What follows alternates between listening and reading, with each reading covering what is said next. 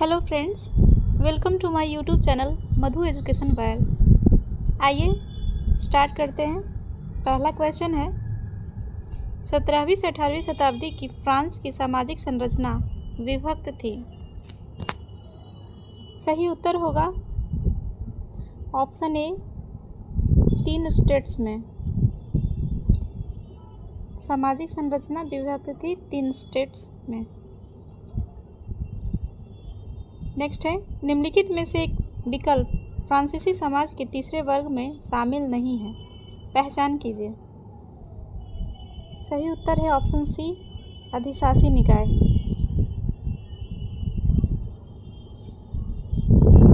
अधिशासी निकाय ये तीसरे वर्ग में शामिल नहीं था। तीसरा वर्ग में कामगार और किसान, न्यायालय के अधिकारीगण और बड़े कारोबारी व्यक्ति थे। नेक्स्ट है, मध्यकालीन फ्रांस के 3 वर्ग क्या हैं? मध्यकालीन फ्रांस के 3 वर्ग क्या हैं? सही उत्तर होगा ऑप्शन ए, पादरी वर्ग, कुलीन वर्ग और किसान वर्ग। नेक्स्ट क्वेश्चन है, the spirit of the law नामक प्रसिद्ध पुस्तक किसने लिखी है? The spirit of the law नामक प्रसिद्ध पुस्तक किसने लिखी है? सही उत्तर होगा ऑप्शन सी, मॉन्टेस्क्यू।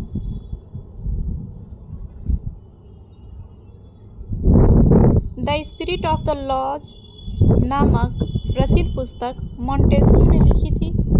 इस पुस्तक में सरकार के अंदर विधायिका, कार्यपालिका और न्यायपालिका के बीच सत्ता विभाजन की बात कही गई थी। फ्रांस के राजनीतिक चिंतकों के लिए अमेरिकी संविधान और उसमें दी गई व्यक्तिगत अधिकारों की गारंटी प्रेरणा का एक महत्वपूर्ण स्रोत थी। जॉन लॉक ने 2 ट्रीटाइजेज ऑफ गवर्नमेंट ग्रंथ में राजा के दैवीय और निरंकुश अधिकारों के सिद्धांत का खंडन किया था। किसने?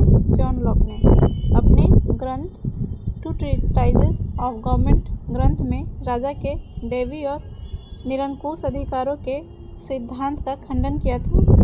डिस्कोर्स इन इनइक्वालिटी जिसे कहते हैं सेकंड डिस्कोर्स, रूसो ने लिखा। रूसो ने अपने विचार को आगे बढ़ाते हुए जनता और उसके प्रतिनिधियों के बीच एक सामाजिक अनुबंध पर आधारित सरकार का प्रस्ताव रखा। लोकतांत्रिक सिद्धांत को रूसो ने अपनी पुस्तक द सोशल कॉन्ट्रैक्ट में प्रस्तुत किया था। इस पुस्तक में रूसो ने कहा, मनुष्य पैदा तो स्वतंत्र हुआ है, लेकिन हर तरफ बेड़ियों में जकड़ा हुआ है। जॉन लॉक तथा जीन जैक्स रूसो ने स्वतंत्रता, समान नियमों तथा समान अवसरों जैसी विचारधारा को फ्रांसीसी डिस्कोर्स ऑन इनइक्वालिटी किसने लिखा? सही उत्तर है option C, Rousseau. Option C, Rousseau. Next question है, मनुष्य पैदा तो स्वतंत्र हुआ है, लेकिन हर तरफ बेड़ियों में जकड़ा हुआ है। इसे किसने कहा है?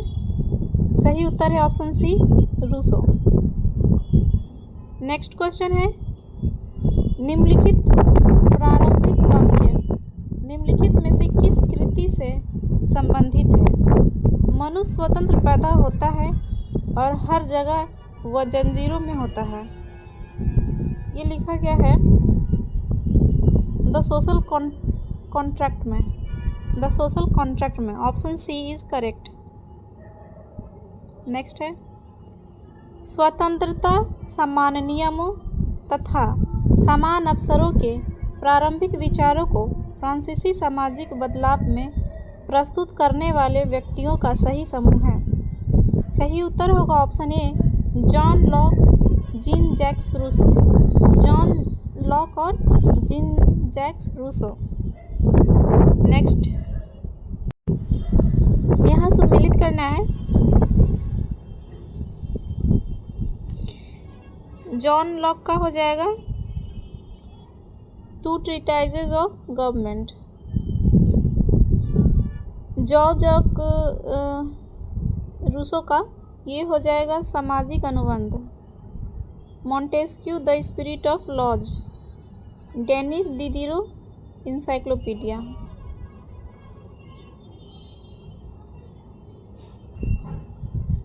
John Locke two treatises of government तथा an essays concerning human understanding,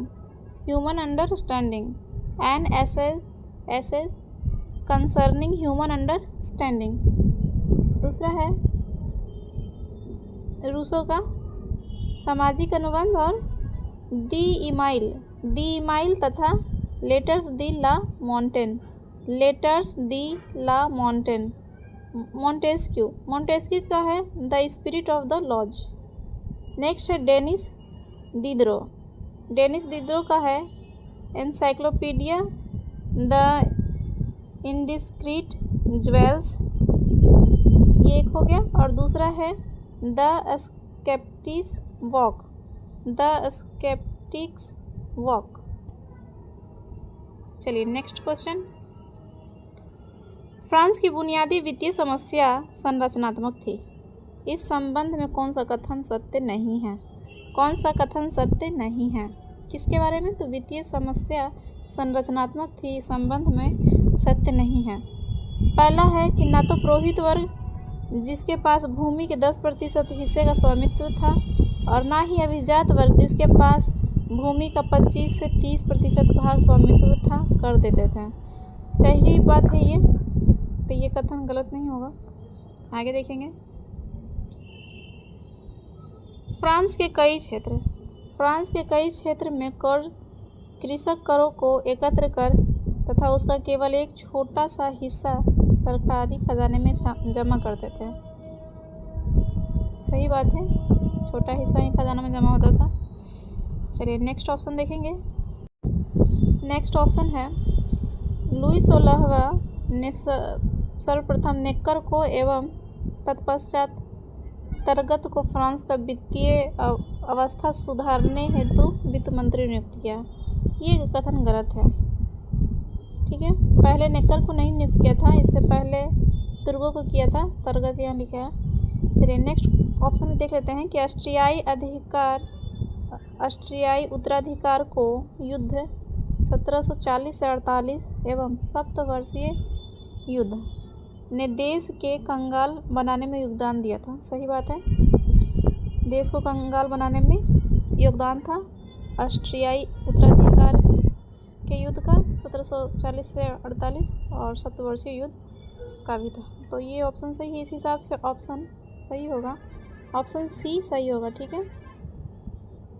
यही सही नहीं है। चलिए नेक्स्ट। फ्रांस के शासक लुई 16वां ने फ्रांस की आर्थिक स्थिति को सुधारने के लिए सर्वप्रथम तुर्गो को वित्त मंत्री बनाया। तुर्गो के पदच्युत करने के बाद उसने नेकर को वित्त मंत्री बनाया और अंत में उसने नेकर को हटाकर केलोन को वित्त मंत्री बनाया। अतः विकल्प सी के अलावा अन्य विकल्प सही हैं। चलिए नेक्स्ट क्वेश्चन है, इनमें से किसने यह दलील दी कि सामान्य इच्छा से समाज का संचालन किया जाना चाहिए? सामान्य इच्छा से समाज का संचालन किया जाना चाहिए, ये किसका है?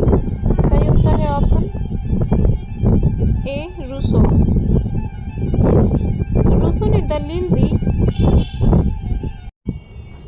रूसो ने दलील दी कि सामान्य इच्छा से समाज का संचालन किया जाना चाहिए। उन्होंने अपनी पुस्तक द सोशल कॉन्ट्रैक्ट में लोकतांत्रिक सिद्धांत को प्रस्तुत किया था।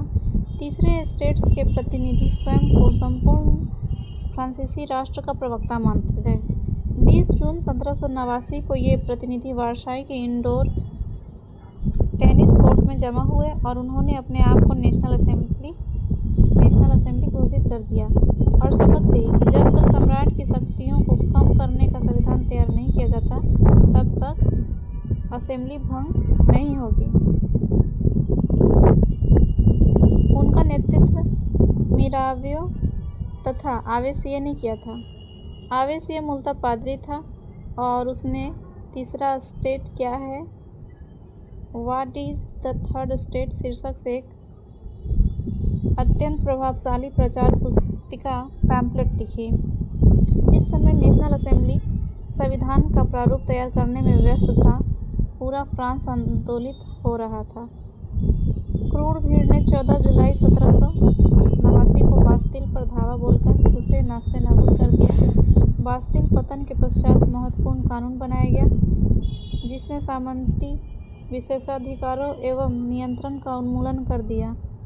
बास्तिल किले के अवशेष को फ्रांस के लोगों ने स्मृति चिन्ह के रूप में स्वीकार किया।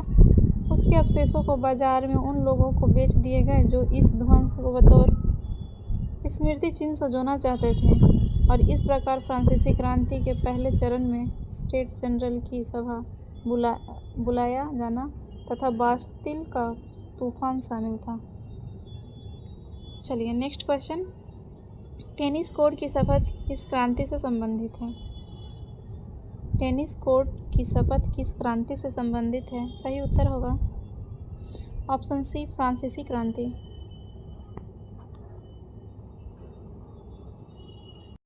नेक्स्ट क्वेश्चन है, टेनिस कोर्ट की शपथ कब ली गई थी?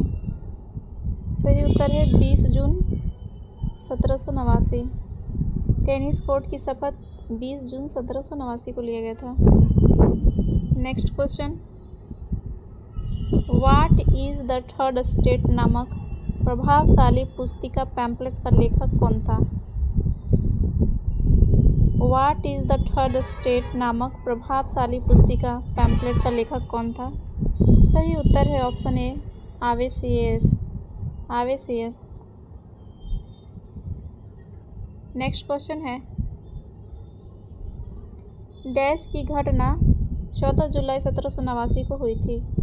सही उत्तर है बास्तिल की घटना 14 जुलाई 1789 को हुई थी। नेक्स्ट क्वेश्चन है, वर्ष 1789 के ग्रीष्म मौसम में बास्टिले पर आक्रमण के तुरंत बाद एक महत्वपूर्ण कानून को प्रभावी बनाया गया था, जिसे क्या कहते हैं?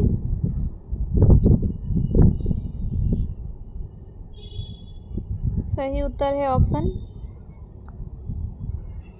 है ऑप्शन सी, नियंत्रण का उन्मूलन।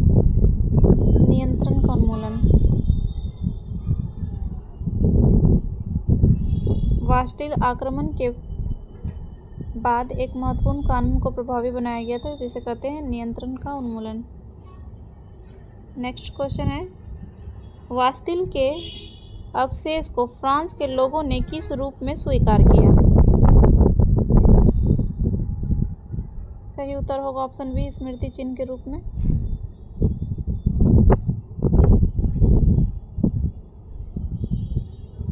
नेक्स्ट क्वेश्चन है, निम्नलिखित में से कौन से फ्रांसीसी क्रांति के पहले चरण थे? ऑप्शन ए, स्टेट्स जनरल की सभा बुलाना, बास्तिल का तूफान और लुई 16वें का उद्गम। सही उत्तर होगा ये पहला और दूसरा, ऑप्शन डी, स्टेट्स जनरल की सभा बुलाना और बास्तिल का तूफान। नेक्स्ट क्वेश्चन, 1789 में जब फ्रेंच क्रांति हुई तब उस दौरान फ्रांस का राजा कौन था? सही उत्तर है ऑप्शन सी, लुई 16वां। 1789 में जब फ्रेंच क्रांति हुई उस दौरान फ्रांस का राजा लुई 16वां था। 1788 में उसने घोषणा की कि वह स्टेट्स जनरलों का समाधान करेंगे। फ्रांसीसी क्रांति के दौरान लुई 16वां नेशनल असेंबली को मान्यता प्रदान कर दिया और राजशाही को भी संविधान के अधीन रखने का निर्णय लिया। इसी दौरान 4 अगस्त 1789 की रात को असेंबली ने करों, कर्तव्यों और सामंती व्यवस्था के उन्मूलन का आदेश पारित किया। कब? 4 अगस्त 1789 को क्या पारित किया था? करों, कर्तव्यों और सामंती व्यवस्था के उन्मूलन का आदेश। धार्मिक कर समाप्त कर दिया गया और चर्च के अस्तित्व वाली भूमि जब्त कर ली गई। चर्च के पास जितना भी भूमि था उसको जब्त कर लिया और धार्मिक कर भी समाप्त हो गया और चर्च जो स्वामित्व वाला भूमि जब्त किए हुए थे वो भी भूमि जब्त कर ली गई और पादरी के विशेषाधिकारों को भी क्या खत्म कर दिया गया। इसके समय टूलूज के आर्कबिशप का नाम चार्ल्स डी ब्रियन था। इसके समय टूलूज के आर्कबिशप का नाम चार्ल्स डी ब्रियन था। वह लुई 16वें का वित्त मंत्री था। लुई 16वें का वित्त मंत्री था चार्ल्स डी ब्रियन। लुई 16वें के समय आर्थिक स्थिति को सुधारने के उद्देश्य से उसने तुर्गो के स्थान पर जैक्स नेकर को अपना वित्त मंत्री नियुक्त किया था।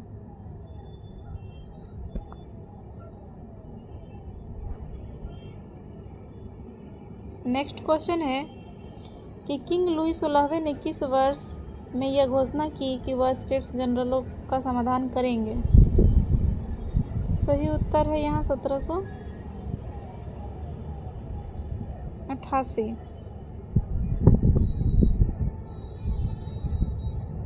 हालांकि यहाँ 89 होना चाहिए और लेकिन ऑप्शन के साथ हम लोग जो ज़्यादा दिख रहा है उसी में जाएंगे 1788। नेक्स्ट क्वेश्चन है टूलूज के आर्कबिशप का नाम था। टूलूज के आर्कबिशप का नाम था। सही उत्तर है Charles de Brian. Next question फ्रांसीसी क्रांति कब हुआ। फ्रांसीसी क्रांति कब हुआ। सही उत्तर है option C 1789। Next question Louis 16वें द्वारा मान्यता प्राप्त नेशनल असेंबली ने कब सामंती व्यवस्था के दायित्वों और करों को समाप्त किया था। सही उत्तर है ऑप्शन सी 4 अगस्त 1789। 4 अगस्त 1789।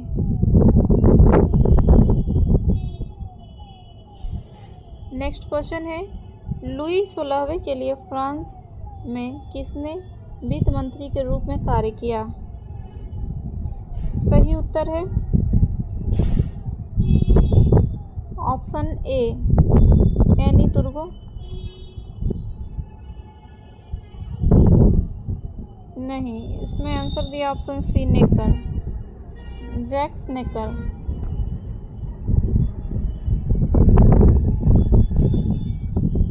सही उत्तर होगा option C Jacques Necker. Next question है कथन है और कारण दिया है। आवेसियस ने तीसरे स्टेट्स क्या है शीर्षक से एक प्रचार पुस्तिका लिखी। सही है।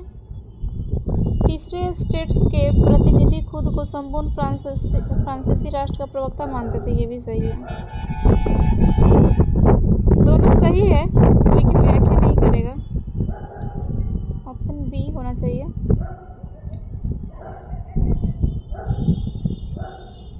सही आंसर है ऑप्शन बी है। दोनों सही है लेकिन व्याख्या नहीं है। तीसरे स्टेट के प्रतिनिधि खुद को संपूर्ण फ्रांसीसी राष्ट्र का प्रवक्ता मानते थे। 20 जून को ये प्रतिनिधि वर्साई के इंडोर टेनिस कोर्ट में जमा हुए। उन्होंने अपने आप को नेशनल असेंबली घोषित कर दिया तथा उनका नेतृत्व मिरावियो और आवेसिये ने किया। आवेसिये मूलतः पादरी था और उसने तीसरा स्टेट क्या है नामक शीर्षक से एक अत्यंत प्रभावशाली पैम्फलेट लिखा और इस प्रकार अभिकथन ए और कारण आर दोनों सही है किंतु आर ए की सही व्याख्या नहीं है। चलिए नेक्स्ट क्वेश्चन 1789 की फ्रांस की क्रांति के संदर्भ में निम्नलिखित में से कौन सा कथन सही सुमेलित है।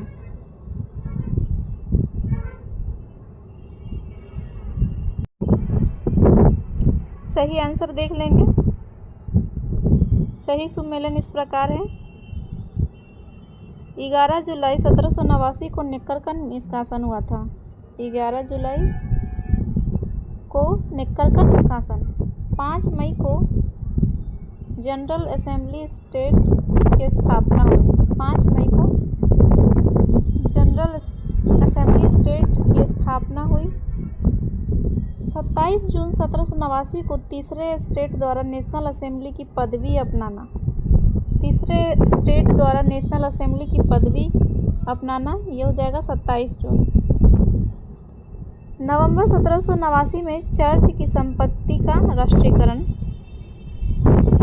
नेक्स्ट है, तीसरे स्टेट ने एक ऐसे प्रस्ताव को पूर्ण बहुमत से कब मंजूरी दी जिसने उन्हें सीएस द्वारा राष्ट्रीय विधानमंडल नेशनल असेंबली घोषित किया।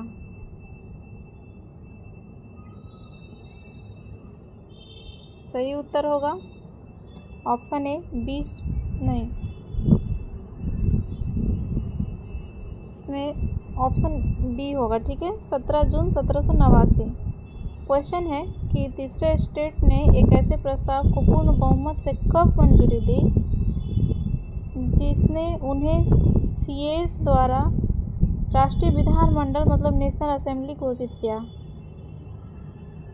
सही उत्तर होगा 17 जून 1789। 5 मई 1789 को वर्साई के राजमहल में सम्राट लुई 16वें ने स्टेट्स जनरल की बैठक बुलाई और इसमें कुल सदस्यों की संख्या 1200 थी, जिसमें से 600 से अधिक तीसरे स्टेट के सदस्य थे। 300 पादरियों में से 200 से अधिक साधारण पादरी वर्ग के तीसरे स्टेट के प्रतिनिधि के साथ थे। कुल सदस्यों की संख्या 1200 था, जिसमें से 600 से अधिक तीसरे स्टेट के सदस्य थे और 300 पादरियों में से 200 से अधिक साधारण पादरी वर्ग के प्रतिनिधि तीसरे स्टेट के प्रतिनिधियों के साथ थे। यही कारण है कि 17 जून 1789 को तीसरे स्टेट ने पूर्ण बहुमत से एक ऐसे प्रस्ताव को पारित किया जिसमें उन्हें स्वयं को राष्ट्रीय सभा घोषित कर दिया। अर्थात उन्होंने ऐसे प्रस्ताव को मंजूरी दी जिसमें उन्हें सीएस पादरी एवं संवैधानिक सिद्धांतकार द्वारा राष्ट्रीय विधानमंडल घोषित किया गया। अतः राष्ट्रीय सभा नेशनल असेंबली को फ्रांस की जनता की एकमात्र प्रतिनिधि सभा घोषित किया गया। दिसंबर 1788 में स्टेट्स जनरल का चुनाव हुआ था। स्टेट्स जनरल में सामंत मतलब प्रथम स्टेट, पादरी द्वितीय स्टेट तथा जनसाधारण वर्ग तृतीय स्टेट। यहाँ पे थोड़ा सा गड़बड़ दिया हुआ है। पादरी जो था ये प्रथम में था, सामंत होना चाहिए ये दूसरा में। ये सही है कि इस चुनाव में राजा ने तृतीय स्टेट के प्रतिनिधियों की संख्या दुगनी कर दी, किंतु सभी सदस्य को एक व्यक्तिगत वोट देने से मना कर दिया गया, क्योंकि स्टेट्स जनरल के नियमों के अनुसार प्रत्येक वर्ग को एक मत देने का अधिकार था। कह रहा है कि सभी सदस्यों को एक व्यक्तिगत वोट देने से मना कर दिया गया, क्योंकि स्टेट्स जनरल के नियमों के अनुसार प्रत्येक वर्ग को एक मत देने का अधिकार था। तृतीय स्टेट द्वारा सभी सदस्यों के लिए एक मत देने का अधिकार की मांग एक लोकतांत्रिक सिद्धांत पर आधारित था। नेक्स्ट क्वेश्चन है कि डैश में फ्रांसीसी राजा तीसरे स्टेट के प्रतिनिधियों की संख्या को दोगुना करने के लिए सहमत हुए, लेकिन सभी सदस्यों को एक व्यक्तिगत वोट देने से इनकार कर दिया। सही उत्तर है ऑप्शन डी, दिसंबर 1788। दिसंबर 1788।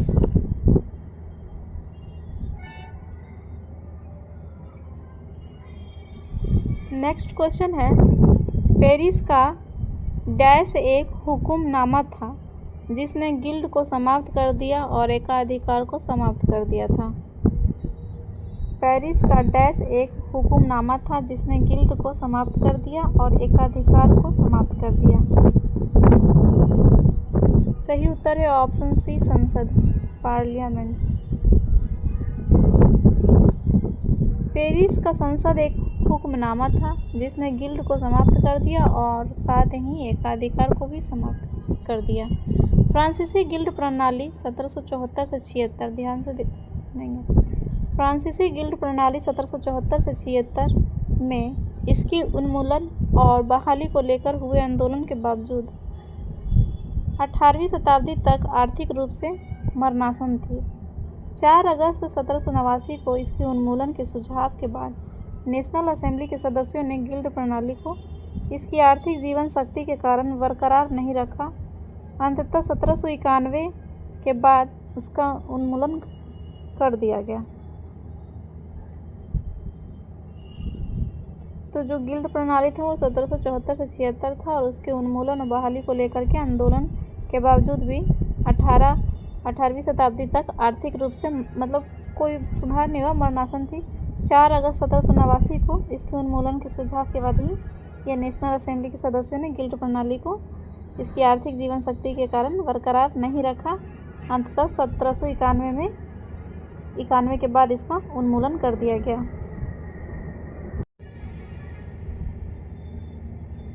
नेक्स्ट क्वेश्चन है, फ्रांसीसी क्रांति के संदर्भ में वित्त के नियंत्रकों का उनके उत्तराधिकार के क्रम में सही क्रम क्या है?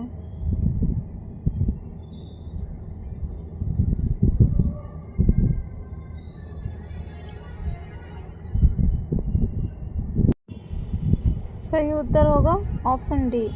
सबसे पहले तुर्गो था, उसके बाद नेकर बना था, नेकर के बाद कैलोन और कैलोन के बाद Charles de Brian.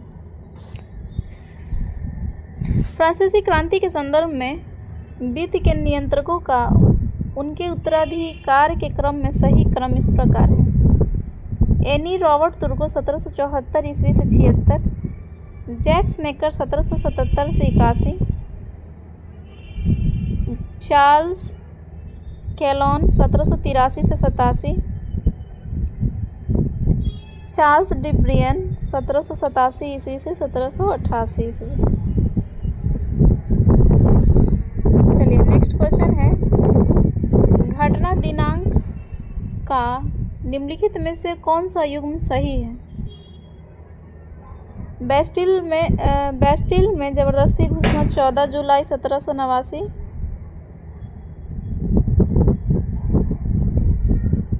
Next question है, घटना दिनांक का निम्नलिखित में से कौन सा युग्म सही है? पहला है बेस्टिल में जबरदस्ती घुसना 14 जुलाई 1789, ये सही है।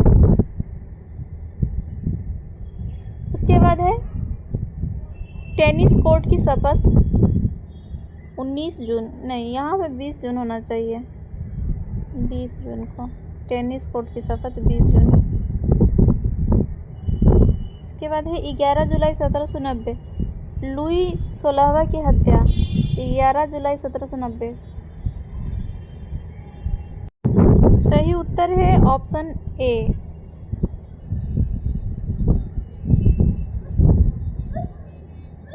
सही उत्तर है ऑप्शन ए, केवल एक, ये दोनों गलत है।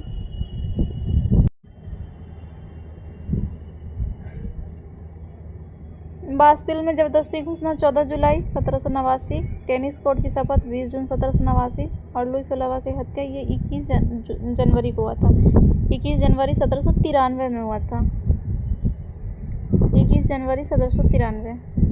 नेक्स्ट क्वेश्चन है कि किस वर्ष में रईसों ने राजा को नेकर के अपने पद कर्तव्य से खारिज करने के लिए मनाया था? किस वर्ष में रईसों ने राजा को नेकर के अपने पद से खारिज करने के लिए मनाया था? सही उत्तर है 1781। अभिजात वर्ग के कहने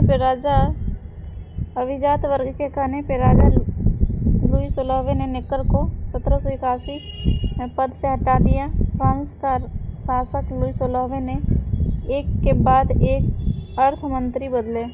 तुर्गो 1774 से 76 था में वित्त मंत्री और महानियंत्रक था। नेकर तथा कैलोन को क्रमशः फ्रांस का वित्त मंत्री बनाया गया। और 1788 में टूलूज के आर्क बिशप ने केलोन को प्रतिस्थापित किया था। नेकर के हटने के बाद फलरी और कोलेन 1783 से 87 फ्रांस के वित्त मंत्री बने। कोलोने ने राज्य के घाटे की पूर्ति के लिए ऋण लिए। उसने ब्याज की दर बढ़ा दी, इससे ऋण मिलना बंद हो गया।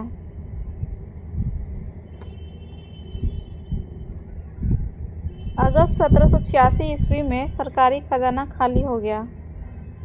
कोलोने ने सभा में यह प्रस्ताव रखा कि आर्थिक दशा सुधारने के लिए समाज के सभी वर्गों पर समान रूप से कर लगाया जाए, परंतु सभा के सदस्यों ने कोलोने के मंत्री के पद से निकाल देने की मांग की। नेक्स्ट क्वेश्चन है, किस वर्ष में टूलूज के आर्क बिशप ने कोलोनों को प्रतिस्थापित किया था? सही उत्तर है ऑप्शन सी 1788।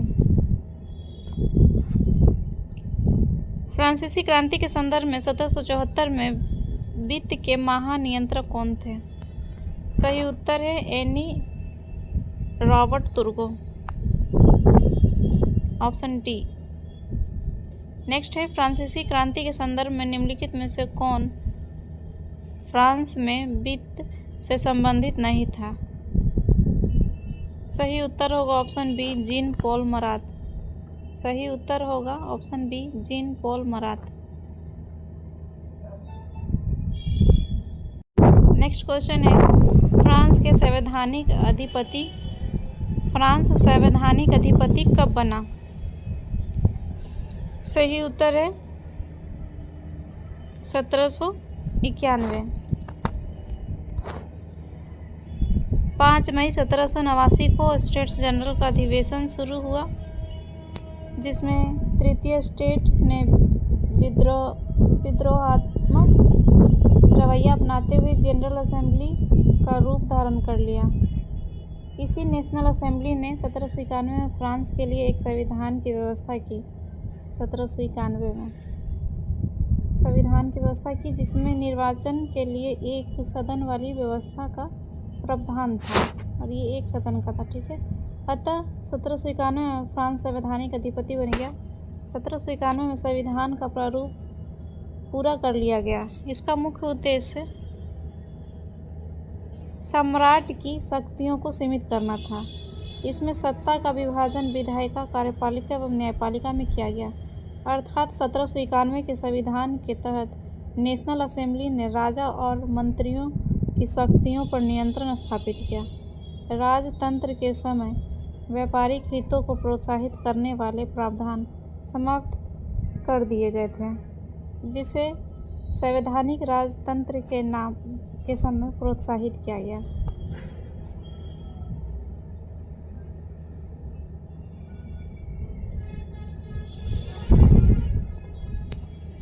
नेक्स्ट क्वेश्चन है, 1791 के संविधान के तहत राष्ट्रीय असेंबली डैश का नियंत्रण करती है? सही उत्तर है राजा और मंत्री। 1791 के संविधान के तहत राष्ट्रीय असेंबली राजा और मंत्री का नियंत्रण करती है। नेक्स्ट है, निम्नलिखित में से किस सरकार ने फ्रांस में व्यापारिक हितों को प्रोत्साहित किया था? निम्नलिखित में से किस सरकार ने फ्रांस में व्यापारिक हितों को प्रोत्साहित किया था? सही उत्तर है ऑप्शन ए संवैधानिक राजतंत्र। नेक्स्ट क्वेश्चन है, फ्रांस की संविधान सभा द्वारा डैश को मानव एवं नागरिकों के अधिकारों की घोषणा फ्रांसीसी क्रांति के सबसे महत्वपूर्ण घटनाओं में से एक है।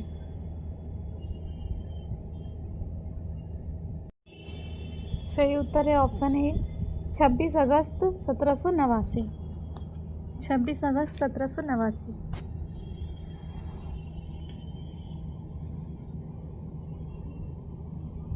फ्रांस की संविधान सभा द्वारा 26 अगस्त 1789 को मानव एवं नागरिकों के अधिकारों की घोषणा फ्रांसीसी क्रांति के सबसे महत्वपूर्ण घटनाओं में से एक है। कब हुआ था? 26 अगस्त 1789। इसके सार्वभौमिक सिद्धांत थे। यह थॉमस जेफरसन के परामर्श से तैयार किया गया था, न कि उनके द्वारा लिखा गया था। मानव और नागरिकों का जो ये लिखा गया था, ये थॉमस जेफरसन के परामर्श से लिखा गया था, न कि उनके द्वारा लिखा गया था। इस घोषणा में कानून के समझ, समानता, गैरकानूनी गिरफ्तारी से मुक्ति और सार्वजनिक पद पाने की समानता आदि की गई थी। 18वीं शताब्दी में पुरुषों और महिलाओं के अधिकारों की घोषणा के मसौदे का एक हिस्सा बताने के लिए ले बारवेर द्वारा राजदंड मतलब शाही शक्ति का प्रतीकात्मक उपयोग किया गया था। ध्यातव्य है कि फ्रांस में जहां एक और 14 जुलाई 1790 को बास्तिल के पतन की पहली वर्षगांठ मनाई गई, 1790 में पहला वर्षगांठ मनाया गया था, तो वहीं दूसरी ओर जुलाई 1790 में ही चर्च और पादरियों में सुधार की प्रक्रिया प्रारंभ हुई। नेक्स्ट क्वेश्चन है, 18वीं शताब्दी में पुरुषों और महिलाओं के अधिकारों की घोषणा के मसौदे के एक हिस्से बताने के लिए ले बारवेर द्वारा राजदंड का प्रतीकात्मक उपयोग किया गया। राजदंड किसका प्रतिनिधित्व करता है? नेक्स्ट सही उत्तर है इसका ऑप्शन ए।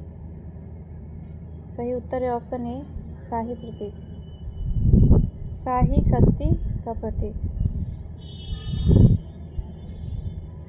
नेक्स्ट क्वेश्चन है, फ्रेंच क्रांति के संदर्भ में मनुष्य और नागरिक के अधिकारों की घोषणा के संदर्भ में निम्नलिखित में से कौन सा कथन सही है?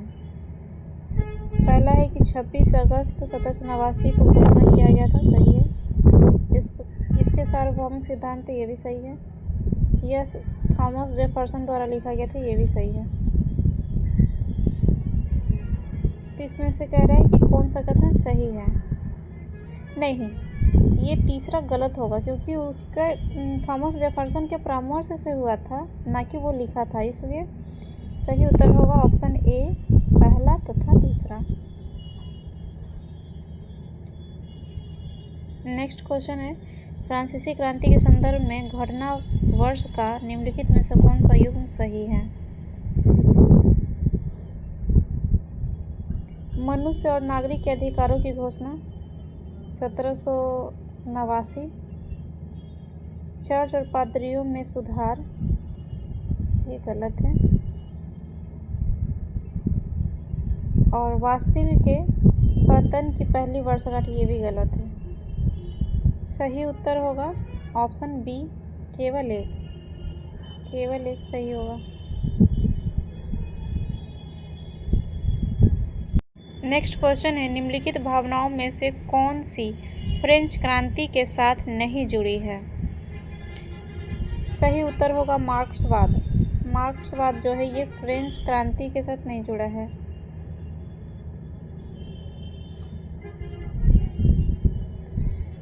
आधुनिक राष्ट्रवाद, नागरिकता के अधिकार और राष्ट्र की प्रभुत्ता फ्रेंच क्रांति से जुड़ी भावनाएं एवं विचार हैं। फ्रांसीसी क्रांति 1789 का मुख्य नारा स्वतंत्रता, समानता तथा बंधुत्व था। फ्रांसीसी क्रांति के बाद फ्रांसीसी राष्ट्रवाद एक शक्तिशाली आंदोलन बन गया तथा राष्ट्रीयता की भावना का विकास हुआ। फ्रांस में राजनीतिक चेतना के कारण नए राजनीतिक वातावरण का सृजन हुआ तथा फ्रांस में संप्रभुत्ता के सिद्धांत की प्रतिस्थापना हुई। मनुष्य और नागरिक के अधिकारों की घोषणा फ्रांसीसी क्रांति का एक मौलिक दस्तावेज है। मार्क्सवाद फ्रांसीसी क्रांति से जुड़ा नहीं है तथा यह एक सामाजिक, आर्थिक और राजनीतिक दर्शन है जिसका नाम कार्ल मार्क्स के नाम पर रखा गया है।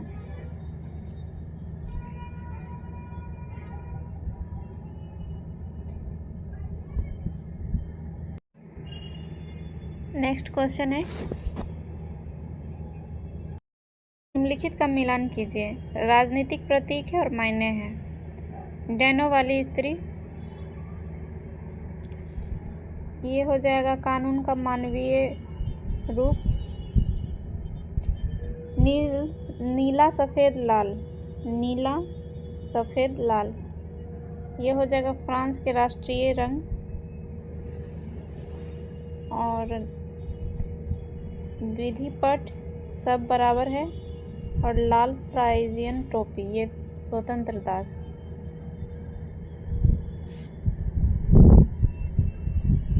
सही उत्तर ऑप्शन बी होगा। डैनो वाली स्त्री, कानून का मानवीय रूप, नीला सफ़ेद लाल फ्रांस के राष्ट्रीय रंग, विधिपट सब बराबर है, लाल फ्राइजियन टोपी, स्वतंत्र दास।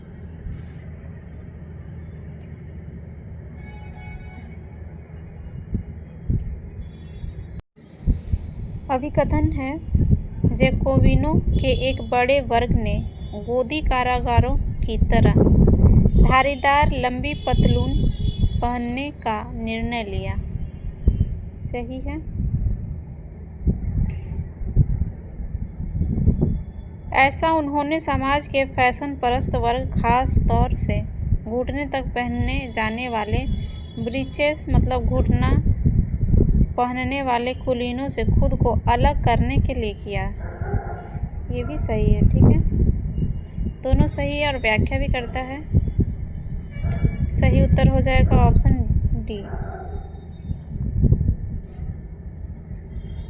फ्रांस में जैकोबिन क्लब के सदस्य मुख्यतः समाज के कम समृद्ध हिस्से से आते थे। कम समृद्ध था, ठीक है, जिसमें छोटे दुकानदार और कारीगर शामिल थे। एवं इनका नेता जो था वो था मैक्समिलियन रोबेस्पियर। मैक्समिलियन रोबेस्पियर था। जैकोबिनों के एक वर्ग ने गोदी कामगारों की तरह धारीदार लंबी पतलून पहनने का निर्णय लिया।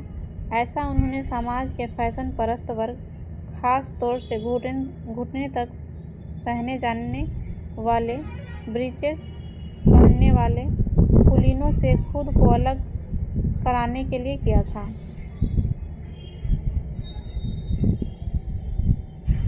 यह ब्रीचेस पहनने वाले कुलीनों की सत्ता समाप्ति के ऐलान का उनका तरीका था। जैकोबिनों को 100 कुलात के नाम से जाना गया, जिसका अर्थ है बिना घुटने वाले। ये कुलात पुरुष लाल रंग की टोपी पहनते थे, जो स्वतंत्रता का प्रतीक थी। अतः ए और आर दोनों सही है और आर ए की सही व्याख्या करता है। नेक्स्ट है, क्रांति के बाद फ्रांस में आर्थिक उन्नति का मुख्य कारण कृषि प्रगति के कारण था।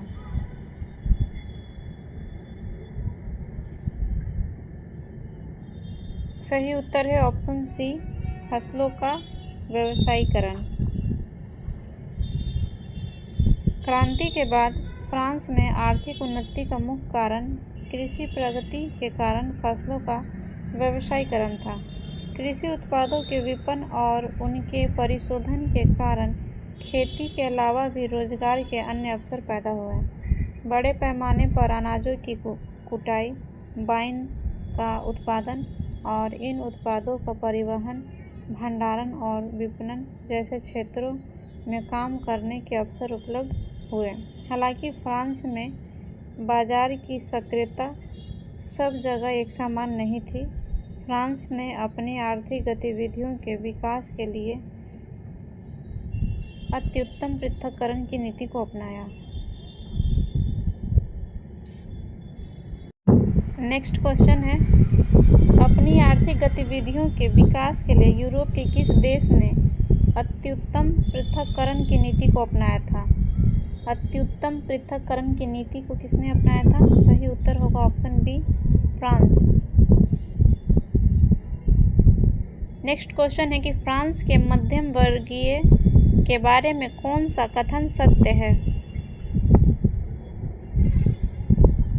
18वीं सदी में एक सामाजिक समूह का उदय हुआ जिसे मध्यम वर्ग कहा गया।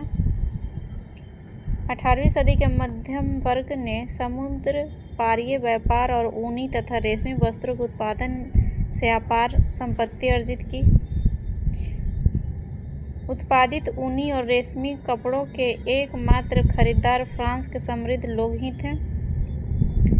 नेक्स्ट है कि 18वीं सदी में उदित होने वाले मध्यम वर्ग का मानना था कि किसी भी व्यक्ति की सामाजिक हैसियत का आधार उसकी संपत्ति न कि विशेषाधिकार पर होना चाहिए।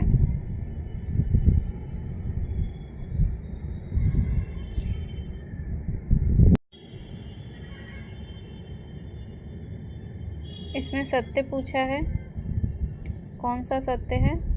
तो पहला ये सत्य है कि 18वीं सदी में एक सामाजिक समूह का उदय हुआ था जिसको मध्यम वर्ग कहा गया। ठीक है, इसके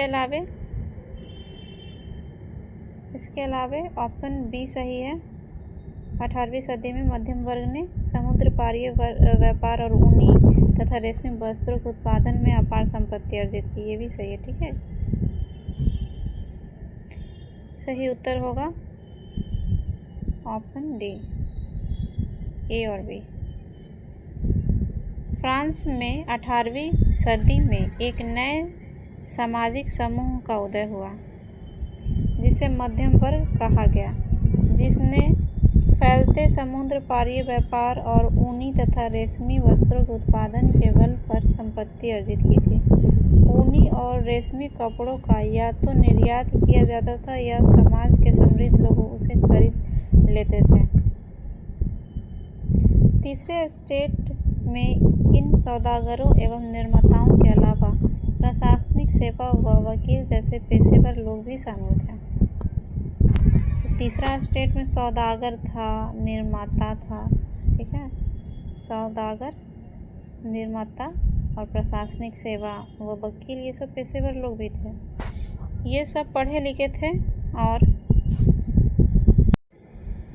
इनका मानना था कि समाज के किसी भी समूह के पास जन्मना विशेषाधिकार नहीं होने चाहिए।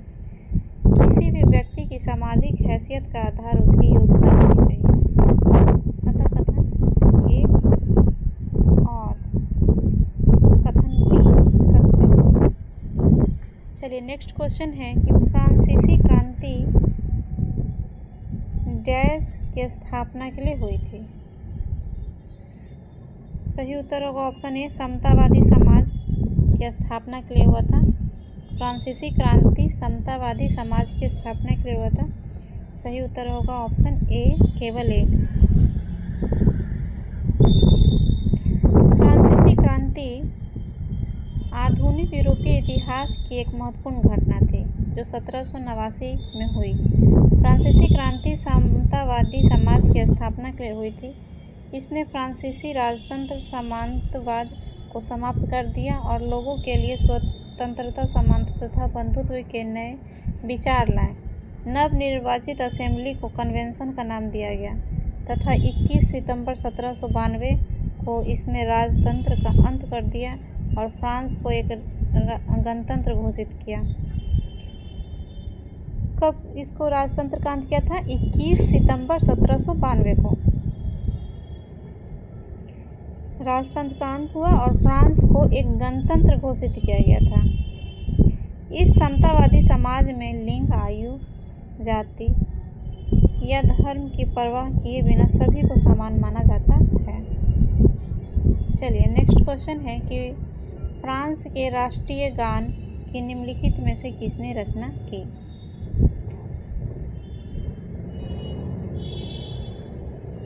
फ्रांस के राष्ट्रीय गान की निम्नलिखित में से किसने रचना की?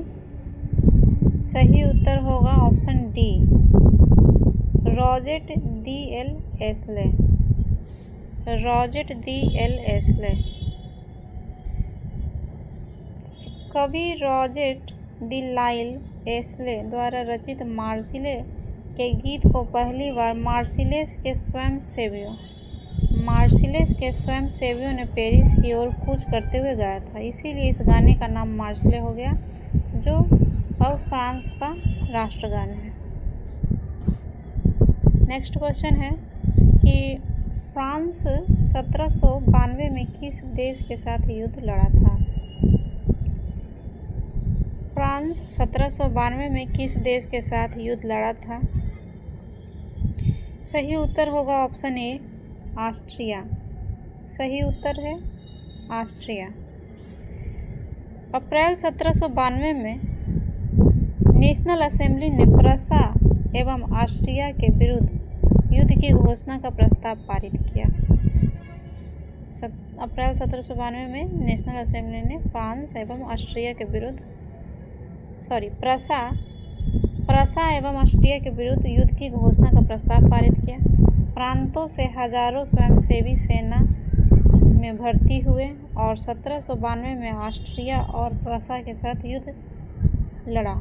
सिपाहियों ने इस युद्ध को यूरोपीय राजाओं और कुलीनों के विरुद्ध जनता की जंग के रूप में भाग लिया था। फ्रांस में नवनिर्वाचित असेंबली को कन्वेंशन मतलब सम्मेलन का नाम दिया गया। जो नवनिर्वाचित था असेंबली, उसको कन्वेंशन या फिर सम्मेलन का नाम दिया गया। 21 सितंबर 1792 को कन्वेंशन राष्ट्रीय सभा ने फ्रांस में राजतंत्र को समाप्त कर गणतंत्र की स्थापना की। गणतंत्र की स्थापना का अर्थ था कि अब वंशानुगत शासन समाप्त हो गया है तथा जनता सरकार एवं उसके प्रमुख का चुनाव करती है। लुई 16वें को गिरफ्तार करके ट्यूलरीज के पैलेस में एक आभासी कैदी के रूप में रखा गया तथा कुछ समय पश्चात न्यायालय ने देशद्रोह के आरोप में उसे मौत की सजा सुना दी। 21 जनवरी 1793 को पैलेस डी ला कॉनकॉर्ड 21 जनवरी 1793 में पैलेस डी ला कॉनकॉर्ड में उसको सार्वजनिक रूप से फांसी अथवा गिलोटिन पर सरकलम कर दिया गया।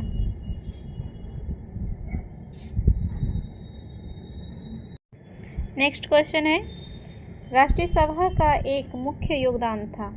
राष्ट्रीय सभा का एक मुख्य योगदान था। सही उत्तर होगा ऑप्शन ए, गणराज्य की स्थापना करना। नेक्स्ट क्वेश्चन है, किस कन्वेंशन सम्मेलन में फ्रांस में राजतंत्र समाप्ति की तथा गणतंत्र की घोषणा की? सही उत्तर है ऑप्शन सी, 21 सितंबर 1792। नेक्स्ट क्वेश्चन है, 21 सितंबर 1792 को फ्रांस में क्या हुआ? अब वंशानुगत राजशाही नहीं रही। सही बात है। फ्रांसीसी जनता अपने नए सरकार का अब चयन कर सकती थी। ये भी सही है। फ्रांसीसी जनता अपने सरकार के प्रमुख का अब चुनाव नहीं कर सकती थी। ये गलत है। कॉन्वेंट एक असेंबली का निर्वाचन हुआ। कॉन्वेंट गलत है। सही उत्तर होगा ऑप्शन ए, केवल ए तथा बी सही है। नेक्स्ट है कि लुई 16वें को आभासी कैदी के रूप में कहाँ रखा गया था? आभासी कैदी वर्चुअल प्रिजनर रखा गया था इनको ऑप्शन डी, ट्यूलरीज का पैलेस। ट्यूलरीज का पैलेस में रखा गया था। नेक्स्ट क्वेश्चन है, किस वर्ष में रिपब्लिक सरकार द्वारा लुई 16वें का सर गिलोटिन द्वारा कलम कर दिया गया? सही उत्तर है ऑप्शन सी, 21 जनवरी 1793। नेक्स्ट क्वेश्चन है, किंग लुई 16वें कब निष्पादित किया गया था? किंग लुई 16वें को कब निष्पादित किया गया था? सही उत्तर है ऑप्शन डी, 21 जनवरी 1793। नेक्स्ट क्वेश्चन है, कथन है सन 1793 से 1794 तक के काल को आतंक का युग कहा जाता है। सही है। 1793 से 1794 के काल को आतंक का युग कहते हैं। दूसरा है कि रोबेस्पियर रोबेस्पियर ने नियंत्रण एवं दंड की सख्त नीति अपनाई। ये भी सही है। सही उत्तर होगा ऑप्शन ए। कथन 1 और कथन 2 सत्य है। फ्रांस में सन 1793 से 1794 तक के काल को आतंक का काल मतलब द टेरर कहा जाता है। The terror. रोबेस्पियर ने नियंत्रण एवं दंड की सख्त नीति अपनाई थी। रोबेस्पियर के अनुसार जो भी गणतंत्र के शत्रु थे, जैसे कुलीन, पादरी तथा अन्य राजनीतिक दलों के सदस्यों को जो उसके कार्यशैली से असहमति रखते थे आदि, सभी को गिरफ्तार कर जेल में डाल दिया गया। एक क्रांतिकारी न्यायालय द्वारा उन पर मुकदमा चलाया गया। यदि न्यायालय द्वारा किसी को दोषी पाया जाता तो उसे गिलोटिन पर चढ़ा करके उसको फिर उसका सिर कलम कर दिया जाता था। गिलोटिन मशीन का आविष्कार डॉक्टर गिलोटिन ने किया था। जुलाई 1794 में न्यायालय द्वारा रोबेस्पियर को दोषी ठहराया गया। जुलाई 1794 में न्यायालय द्वारा रोबेस्पियर को दोषी ठहराया गया और गिरफ्तार करके उसे अगले दिन गिलोटिन पे चढ़ा दिया गया, मतलब उसको भी चढ़ा दिया गया रोबेस्पियर को, क्योंकि वो भी दोषी पाया गया था। चलिए नेक्स्ट क्वेश्चन है कि फ्रांसीसी क्रांति ने अपने सबसे हिंसक चरण द टेरर में डैश वर्ष में प्रवेश किया। सही उत्तर होगा option A 1794। Option A 1794।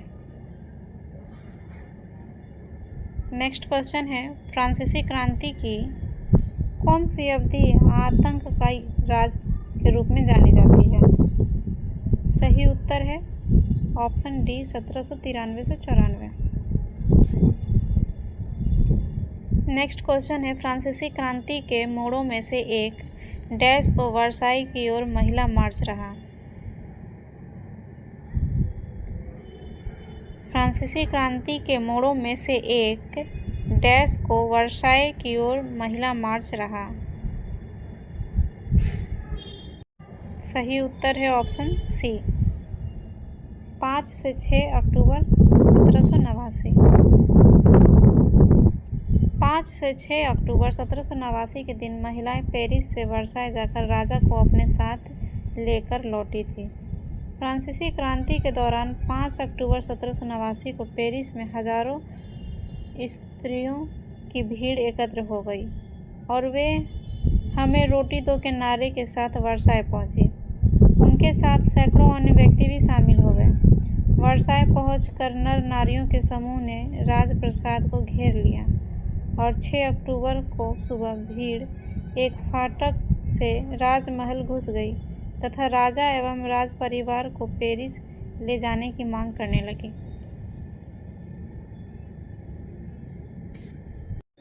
Next question है कि निम्नलिखित में से कौन स्थापित करता है कि 18वीं शताब्दी के अंत में फ्रांसीसी महिलाओं ने क्रांति तथा अपने जीवन में बदलाव अनुभव किया।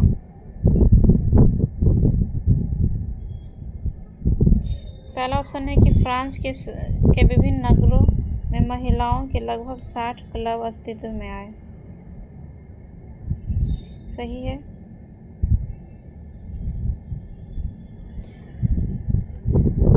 सभी लड़कियों के लिए स्कूली शिक्षा को अनिवार्य बना दिया गया। ये भी सही है, बी भी होगा। तलाक को गैर कानूनी बना दिया गया, ये गलत है, ठीक है। तलाक को गैर कानूनी नहीं बनाया गया था। महिलाएं अब व्यावसायिक प्रशिक्षण ले सकती थी, ये सही है। सही उत्तर होगा ऑप्शन सी, केवल ए, बी तथा डी। फ्रांस के विभिन्न नगरों में महिलाओं के लगभग 60 क्लब अस्तित्व में आए। इनमें the social of revolutionary and Republican women सबसे मशहूर क्लब था। The society of revolutionary and Republican women सबसे मशहूर क्लब था। प्रारंभिक वर्षों में क्रांतिकारी सरकार ने महिलाओं के जीवन में सुधार लाने वाले कुछ कानून लागू किए। सरकारी विद्यालयों की स्थापना के साथ ही सभी लड़कियों के लिए स्कूली शिक्षा को अनिवार्य बना दिया गया। तलाक को कानूनी रूप दे दिया गया और पुरुष और महिलाओं को तलाक लेने का अधिकार दिया गया। ठीक है, अब महिलाएं व्यावसायिक प्रशिक्षण ले सकती थी, कलाकार बन सकती थी और छोटे मोटे व्यवसाय चला सकती थी। 14 सितंबर 1791 को ओलंपे डी गोजेस भी कहते हैं, 1748 से 93 उनका था, ने महिला एवं नागरिक अधिकार घोषणा को लिखा था। महिला एवं नागरिक घोषणा को लिखा था, जिसमें उन्होंने संविधान तथा पुरुष एवं नागरिक अधिकार घोषणा पत्र का विरोध किया था, क्योंकि उनमें महिलाओं को मानव मात्र के मूलभूत अधिकारों से वंचित रखा गया था। ठीक है, नेक्स्ट है 1791 में फ्रांसीसी क्रांति के दौरान महिला और नागरिक के अधिकारों की घोषणा किसने की थी? महिला और नागरिक के अधिकारों की घोषणा किसने लिखी थी? सही उत्तर होगा option B, Olympe de Gouges. Next question है कि फ्रांस में 1791 में निम्नलिखित में से किसने महिलाओं के अधिकारों की घोषणा को लिखा? किसने लिखा था? सही उत्तर होगा ऑप्शन डी, 1791 में लिखा था ओलंपे द गोजेस ने महिलाओं के अधिकारों की घोषणा। नेक्स्ट क्वेश्चन, फ्रांसीसी क्रांति के संबंध में किसने बंधन से मुक्ति के विचार को एक आंदोलन में पुनर्परिभाषित करके संप्रभु राष्ट्र राज्य को पुनः किया? सही उत्तर है ऑप्शन डी, औपनिवेशिक लोगों ने।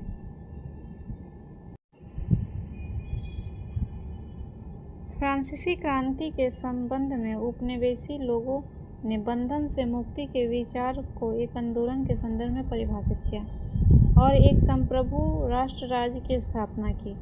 फ्रांसीसी उपनिवेशों में दास प्रथा का उन्मूलन जैकोबिन शासन के क्रांतिकारी सामाजिक सुधारों में से एक था। सन 1794 में कन्वेंशन ने फ्रांसीसी उपनिवेशों में सभी दासों की मुक्ति का कानून पारित किया। कब किया? 1794 में दासों की मुक्ति का कानून पारित किया तथा अंतिम रूप से दास प्रथा का उन्मूलन 1848 ईस्वी में किया गया था। अंतिम रूप से दास प्रथा का उन्मूलन 1848 में किया गया था।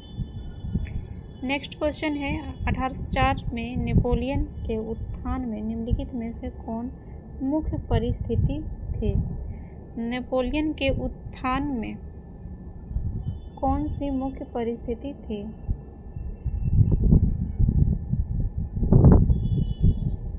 सही उत्तर है ऑप्शन बी, राजनीतिक अस्थिरता। 1789 की फ्रांसीसी क्रांति के पश्चात उत्पन्न राजनीतिक अस्थिरता, आतंक राज से उत्पन्न राजनीतिक शून्यता नेपोलियन जैसे निरंकुश शासक को उत्कर्ष का कारण बना। राजनीतिक अस्थिरता की पृष्ठभूमि में 1804 ईस्वी में नेपोलियन गणतंत्र का अंत कर फ्रांस का शासक बना। 1815 में वह वाटरलू के युद्ध में पराजित हुआ। नेपोलियन स्वयं को यूरोप के आधुनिकीकरण का अग्रदूत मानता था। नेक्स्ट है 1815 में नेपोलियन को डैश में पराजित किया गया। सही उत्तर है ऑप्शन ए, वाटरलू के युद्ध में 1815 में नेपोलियन पराजित हुआ।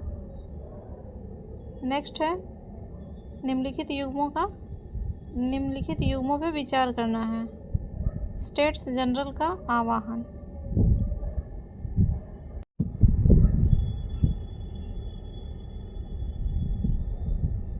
सही है, देखिए स्टेट्स जनरल का आह्वान 5 मई 1789 को हुआ था। फ्रांस का गणराज्य बनना 21 सितंबर 1792 और वाटरलू में नेपोलियन की हार। छोटा डेट 18 जून है, 18 जून 1815 को नेपोलियन हारा था वाटरलू के युद्ध में।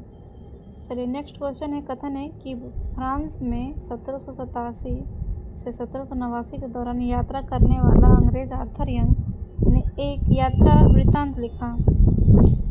दूसरा है कि क्रांति के बाद के फ्रांस को समझने के लिए यह महत्वपूर्ण द्वितीयक स्रोत है। सही उत्तर है ऑप्शन सी। ए सही है लेकिन बी गलत है। ब्रिटेन के निवासी आर्थर यंग ब्रिटेन के थे ने 1787 से 89 के दौरान 3 बार फ्रांस की यात्रा की। इन्होंने 1787 में पहली बार फ्रांस की यात्रा की। आगे चल के 1792 में 2 खंडों में इनकी यात्रा वृत्तांत ट्रेवल्स इन फ्रांस प्रकाशित हुई। यह एक प्राथमिक स्रोत है और इनकी यह यात्रा वृत्तांत क्रांति के बाद के फ्रांस को समझने का एक महत्वपूर्ण स्रोत है। क्या है? Travels in France. अपने इस यात्रा वृत्तांत में वह फ्रांसीसी ग्रामीण इलाकों की सामाजिक, राजनीतिक, आर्थिक स्थितियों का बारीकी से अवलोकन किया है। नेक्स्ट क्वेश्चन है कि कुछ इतिहासकारों के अनुसार फ्रांसीसी क्रांति का उत्तराधिकारी किसे माना गया था? फ्रांसीसी क्रांति का उत्तराधिकारी माना गया था ऑप्शन डी नेपोलियन बोनापार्ट को। Napoleon Bonaparte. कुछ इतिहासकारों के अनुसार फ्रांसीसी क्रांति का उत्तराधिकारी नेपोलियन बोनापार्ट को माना जाता है। नेपोलियन का जन्म जो है ये 1769 ईस्वी में कार्सिका द्वीप में हुआ था और इसके पिता एक साधारण वकील थे। फिर भी नेपोलियन की शिक्षा की उन्होंने उचित व्यवस्था की। नेपोलियन सैनिक स्कूल में भर्ती हुआ क्योंकि उसमें एक कुशल सैनिक के सारे गुण विद्यमान थे। फ्रांस में लुई 14वें के शासनकाल में निरंकुशता अपनी पराकाष्ठा पर फैल गई थी। इन्हीं सब कारणों से लुई 16वें के शासनकाल में क्रांति फैल गई और नेपोलियन ने इस क्रांति का फायदा उठाया। उसने सम्राट की सत्ता को उखाड़ फेंका और स्वयं को फ्रांस का सम्राट घोषित किया तथा फ्रांस की सत्ता में आमूलचूल परिवर्तन किया। नेक्स्ट है, किस द्वीप पर नेपोलियन बोनापार्ट का जन्म हुआ? सही उत्तर है कार्सिका द्वीप। ऑप्शन ए सही है। नेक्स्ट है, फ्रांसीसी क्रांति ने अपने भूभाग में रहने वाले सभी नागरिकों के लिए समान कानून बनाए। ठीक है। नेक्स्ट है कि आंतरिक आयात निर्यात शुल्क समाप्त कर दिए गए। भार तथा मापन की एक समान व्यवस्था लागू की। क्षेत्रीय बोलियों को प्रोत्साहित किया। चलिए इसमें सही उत्तर क्या है देखेंगे। ऑप्शन ए सही है। पहला, दूसरा और तीसरा ये सही है। तो देख लेते हैं पहला, दूसरा, तीसरा। देखिए, पहला था कि अपने भूभाग में रहने वाले सभी नागरिकों के लिए समान कानून, ये सही है। फ्रांसीसी क्रांति ने ऐसा किया। उसके बाद है आंतरिक आयात निर्यात शुल्क समाप्त। आंतरिक आयात निर्यात शुल्क समाप्त हुआ। उसके बाद है कि भार तथा मापन की एक समान व्यवस्था लागू की गई। तो ए, बी, सी मतलब पहला, दूसरा और तीसरा सही है। देखिए, 1789 ईस्वी की फ्रांसीसी क्रांति से राष्ट्रवाद की स्पष्ट अभिव्यक्ति मिलती है। क्रांतिकारी सरकारों ने कानून बनाकर स्वतंत्रता एवं समानता के आदर्शों को रोजाना ही जिंदगी में उतारने का प्रयास किया। फ्रांसीसी क्रांतिकारियों ने फ्रांसीसी लोगों में सामूहिक पहचान की भावना उत्पन्न करने के लिए कई महत्वपूर्ण कार्य किए।